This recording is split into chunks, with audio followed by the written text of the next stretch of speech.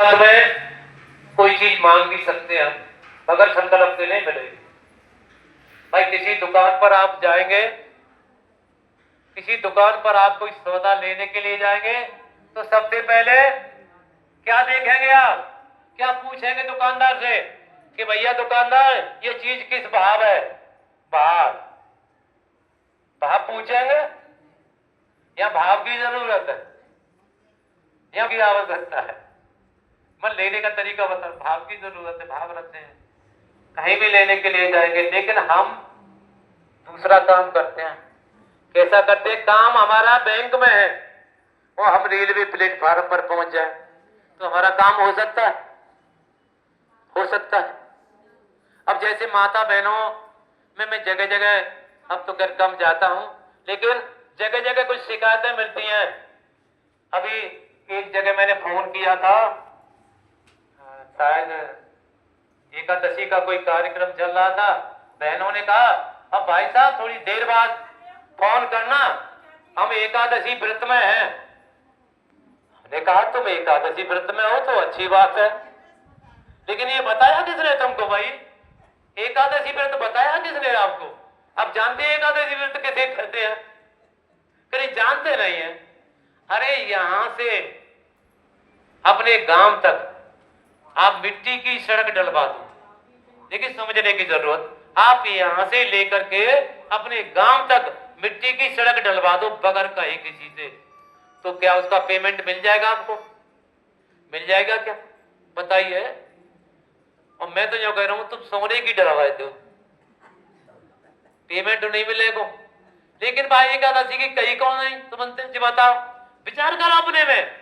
जब किसी ने नहीं कही आपसे तो भेड़ चाल चल रही है। अरे आदेश नहीं है तो मिलेगा क्या उसका? नहीं है तो प्रैक्टिकल करके देख लो, सड़क डलवाओ तुमने दोना मिल जाए, हमें गारंटी है जावा सके। तो ये समझने की जरूरत है। मैं मतलब खंडन नहीं मंडन कर रहा हूं, मैं तो आपको समझा रहा हूं कि मिलने जुलने वाला कुछ नहीं होता। ये सारी चीजें अनंत अंत की हैं, अनंत की नहीं है। हमारा मालिक अनंत है, उसका कभी अनंत नहीं है। कहते दुर्धाम के वासी अविनाशी निज मौज में जब जब आते हैं। जो लोग हमारे भाई 4 भाई थे, हम उसमें से 3 भाई 2 भाई कहने लगे बाबा जी चले गए। कल आप ये कहते दुर्धाम के वासी अविनाशी निज मौज में जब जब आते हैं। आप तो अविनाशी कह रहे थे कल, आज आपको क्या हो गया? अरे हो गया होगा, हमें क्या मतलब है भाई? उनको पता होगा, हमको पता नहीं। हम तो जानते अविनाशी हैं, अविनाशी कभी जाते नहीं। तो जरा विचार करिए, जिसका जन्म नहीं हुआ उसकी मौत कैसे हो सकती है? स्वामी जी महाराज ने खुले शब्दों में कहा था, मैं अपनी मौत, कोई अपनी मौत का भेद नहीं बताता, लेकिन स्वामी जी महाराज ने टाट ठोक के कहा था कि मैं मौत बता रहा हूं अपने। मेरा जन्म बता दे कोई, मेरे माँ बाप का नाम बता दे कोई, वो मेरी मृत्यु है। किसी ने जवाब दिया या है किसी के पास में जवाब? कोई देख ले, प्रयास करके देख लेना। हम चैलेंज देके जा रहे हैं, बाबा जी का आता पता कोई हमें बता दे, हम मान जाएंगे उसे। तो और जिसका जन्म नहीं हुआ उसकी मौत कैसे होगी? कभी नहीं हो सकता है, ये प्रमाणित चीज है। तो प्रेमी भाई बहनों, भगवान श्री राम जी ने ये संदेश अयोध्या वासियों को दिया था। जो संदेश आज चल रहा है आत्मा और परमात्मा का, यही संदेश भगवान राम ने और अयोध्या वासियों को दिया था। जब लंका से रावण को मार करके अयोध्या में राज तिलक हुआ, भगवान राम ने सोच लिया कि गौ ब्राह्मण की रक्षा हो गई, धर्म की स्थापना हो गई, राक्षसों का विनाश हो गया। अब मेरा एक काम बचा है खाली कि अयोध्या वासी जिस चक्कर में बैठे हुए हैं कि अब हमें भजन बंदगी करने की क्या जरूरत है, अब हमारी नगरी में भगवान राम का अवतार हो चुका है। तो वो समझ गए कि अब इनको हमें समझाना चाहिए। तो भगवान राम बता रहे हैं कि एक बार रघुनाथ बुलाए, गुरु तुझे पुरवासी सवाए। एक दिन भगवान राम ने सब पुरवासियों को, जिसमें गुरु आए, द्विज आए, देखो द्विज का भी उसमें प्रमाण मिल रहा है। वहां अयोध्या में ऐसे लोग भी थे जो जीते जी मरना जानते थे, क्यों बंदर भालू नहीं आए थे? कौन थे? बानर। आप कहते हैं बानर बोलते थे, अरे कर्मों का विधान तो सतयुग के लास्ट में जारी हुआ है, लेकिन त्रेता युग में कभी आपने बंदर को बोलते हुए देखा है आदमी की तरह? रीछ को बोलते हुए देखा है आदमी की तरह? तो आपने कैसे मान लिया कि वो बानर थे? बाहेनर, बाहेनर कहते हैं जैसे पंजाबी में बाहे गुरु, बाहे गुरु तो कहते हैं सदगुरु, सदगुरु का लाल जो होता है वो होता है बाहेनर। समझने की जरूरत है। तो गुरु दुज पुरवासी सब आए, उसमें ऐसे लोग भी थे जो जीते जी मरना जानते थे। तो भगवान राम आप समझाने लगे, सुनहु सकल पुर जन्म बानी, कहूं न कछु मम ताउर आने। हे अयोध्यावासियों, मैं जो कह रहा हूं उसे आप प्रेम से सुनिए। मेरे अंदर इस गद्दी की कोई ममता लो लालच नहीं है, लेकिन मैं कुछ कह रहा हूं उसे सुनो। जो अनीत कछु भाकू भाई, तो मोई बर जो भय बिसराई। अगर मैं कोई खिलाफ बात कहता हूं तो मैं खुला आदेश दे रहा हूं कि अयोध्यावासी मुझे रोक दिया जाए। देखिए, जो राजा वाली बात आई, अगर वो नीति को नहीं जानता वो अन्यायी राजा हो सकता है, लेकिन जो नीति को जानता है वो राजा सफल है। तो वो कहने लगे, एक मेन शब्द कह रहे हैं कि सोई सेवक, कि सोई सेवक प्रियतम मम सोई, मम अनुशासन माने जोई। बड़ा शब्द कह दिया कि मेरा प्रिय सेवक, मेरा प्रिय दास वही होगा जो मेरे आदेश का पालन करेगा। मैं ये चैलेंज के साथ आज कह रहा हूं, जबकि चैलेंज की बात नहीं करता, लेकिन गुरु महाराज जाने, कोई भी दुनिया का विद्वान अगर ये बता दे कि भगवान राम ने क्या आदेश दिया था कि सोई सेवक प्रियतम मम सोई और मम अनुशासन माने जोई, मेरे आदेश का जो पालन करेगा वही मेरा प्रिय भक्त प्रिय सेवक होगा, बता नहीं सकता, क्योंकि ये संत मत की चीज है, ये अंदर की बात है, ये बता नहीं सकता। इसलिए इस चीज का आपको भेद मिलेगा कि भगवान राम ने अपने अयोध्या वासियों को क्या संदेश दिया था, उसे आप सुन लीजिए थोड़ा सा। तो बता रहे हैं, देखिए कि बड़े भाग्य मानुष तन पावा, सुर दुर्लभ सब ग्रंथन। ये चौपाई सबको याद है, लेकिन बड़ा भाग्य हमारा, हमें मनुष्य शरीर मिल गया। ऐसा कहने से बड़ा भाग्य नहीं होता प्रेमी भाई बहनों, इसमें बहुत बड़ा राज है। बड़ा भाग्य कब हुआ इसका? ये संत महात्माओं ने ऐसे ही नहीं लिख दी चौपाई, ये 5 तत्व से भरपूर है। बाकी के 4, 3, 2, 1 से होते हैं 84 के जीव, लेकिन ये 5 तत्व से भरपूर है। जब ये गलती करता है, समाज परिवार में रह करके गलत खोटे काम करता है, अनाचार व्यभिचार करता है, भ्रष्टाचार करता है, तो इसका एक तत्व खत्म हो जाता है, आकाश तत्व, जिसमें बुद्धि विवेक सारी चीज भरी हुई होती है। तो समाज परिवार कहता है जे रोकिए, आइंदा ये गलत काम न करे, नहीं तो बहिष्कार कर दिया जाएगा, लेकिन वो नहीं मानता।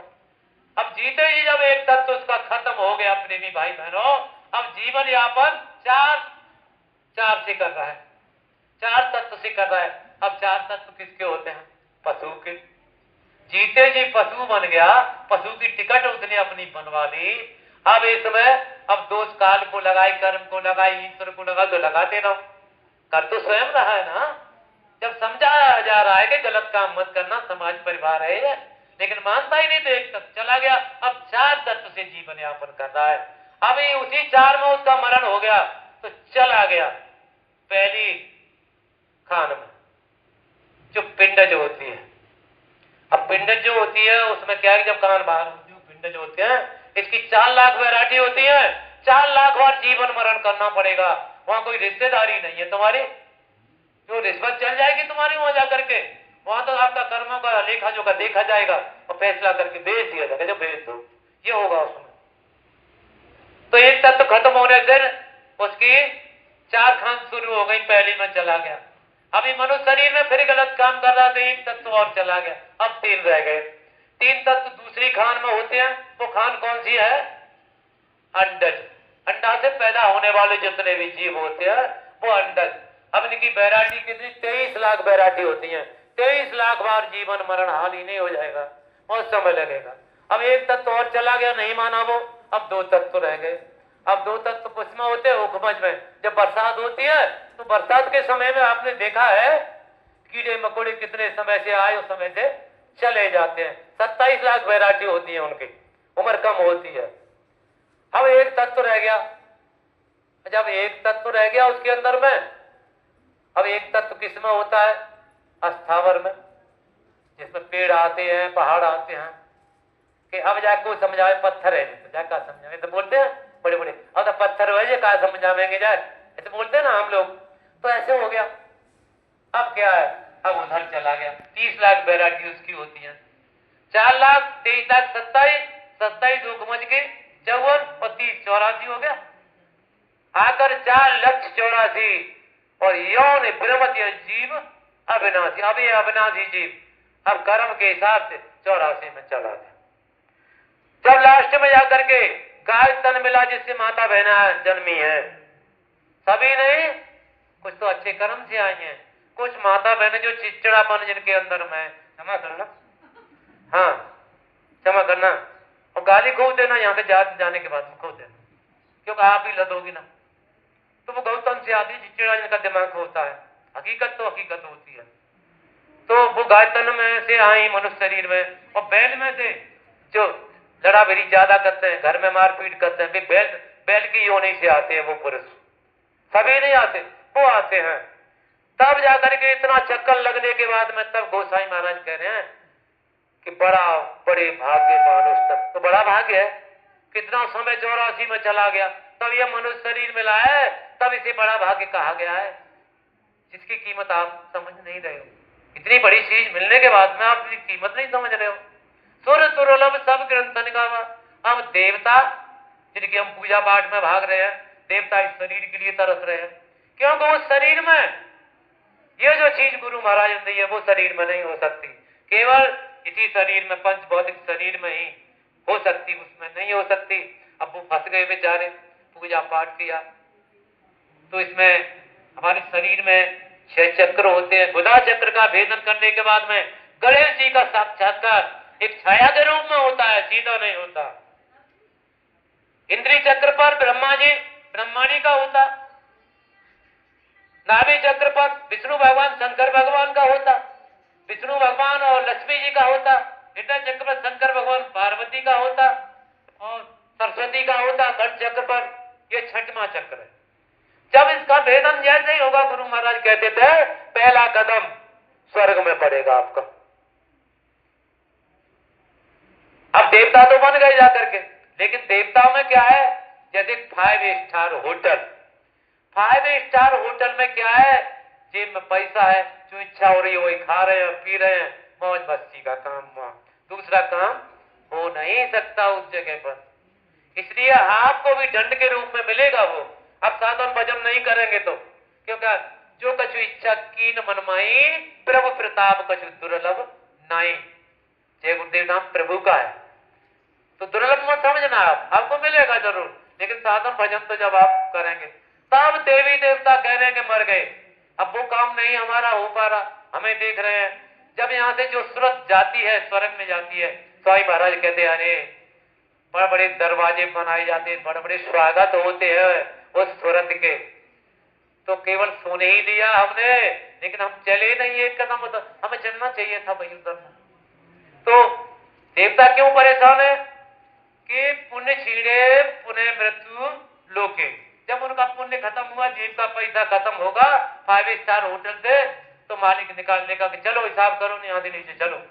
नीचे आए, नीचे आकर के क्या हुआ, उद्योगपति के यहाँ, किसी बड़े सेठ के यहाँ मिनिस्टर बन गए, एमएलए एमपी बन गए, तो कभी अच्छा काम तो हो नहीं पाता, अच्छा हो रहा है तो बुरा भी हो रहा है, इसलिए वो फंस गए। इसलिए देवता इस शरीर के लिए तरसते हैं, क्यों कि साधन धाम मोक्ष कर द्वारा, इसमें साधन का धाम है पूरा, गुरु महाराज ने बताया ये माला ऐसे करनी है, ध्यान ऐसे करना, भजन ऐसे करना, वो सारे साधन आपके पास में है।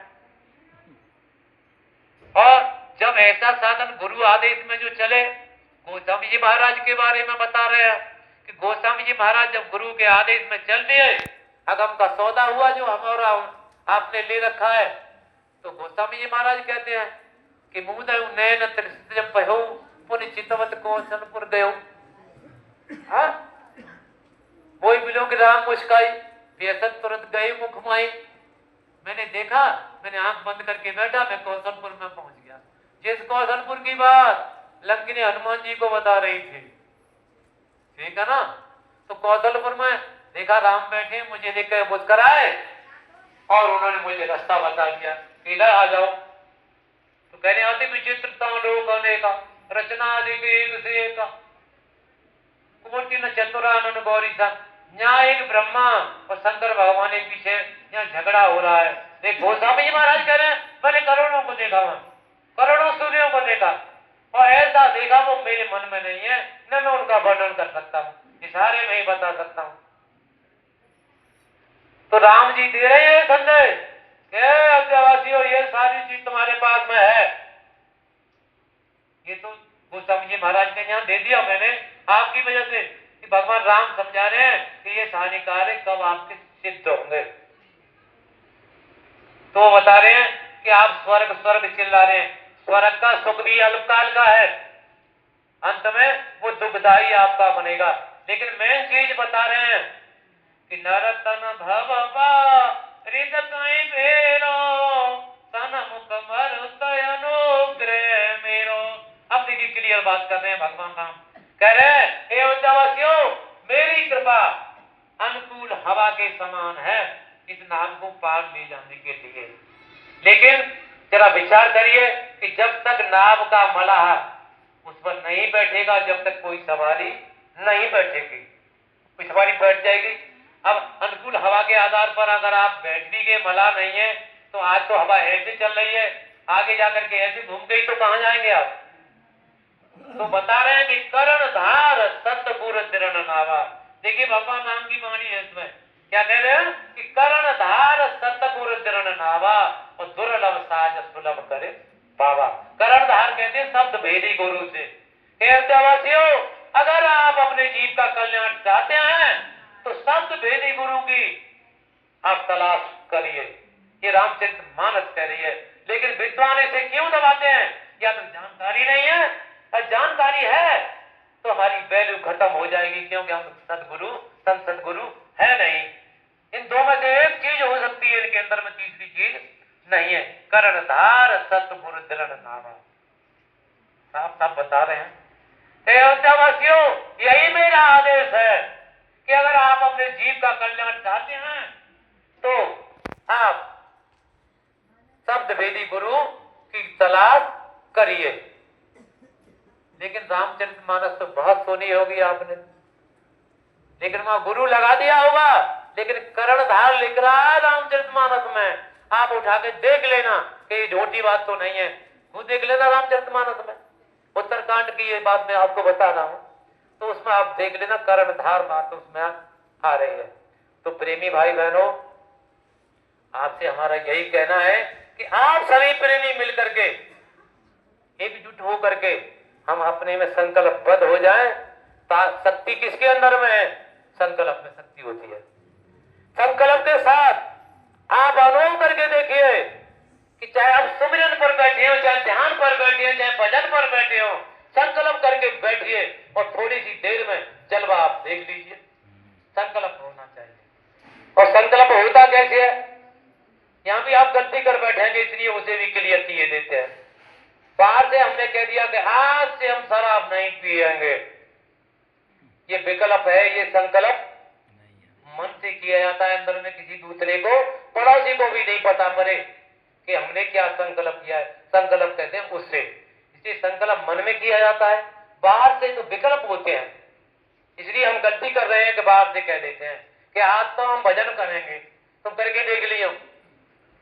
रोटी खाए के सोए के अलावा दूसरा को काम तुम पे जाए तो मैं गारंटी ले लूं, प्रैक्टिकल करके देख लेना जिसमें सच्चाई हो आप उधर आ जाइए।